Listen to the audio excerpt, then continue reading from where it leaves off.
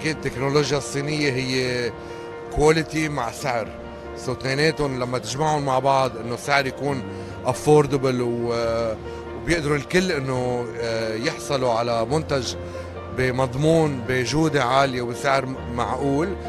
هيدا البضاعه الصينيه لما نتلاقيه وصارت العالم تبدل المكانات كل سنتين ثلاثه، مش لانه منا منيحه بس لانه التكنولوجيا الصينيه دائما عم بتواكب التطور العالمي.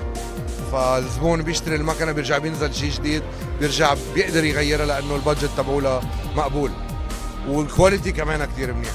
أكيد نحن نستورد أصناف كتير من الصين. نحن بلشنا تجارتنا مع الصين سنة 2006 وعندنا منتجات كتير منصنعة تنكفي منتجاتنا اللبنانية تستورد من الصين، من كان من رو ماتيريال، من مواد أولية ولا من أصناف جاهزة التصنيع. بتكون أساسية بالشغل. الصين بلد عظيم وما في دولة بالعالم تقدر تستغني عن المنتجات الصينية.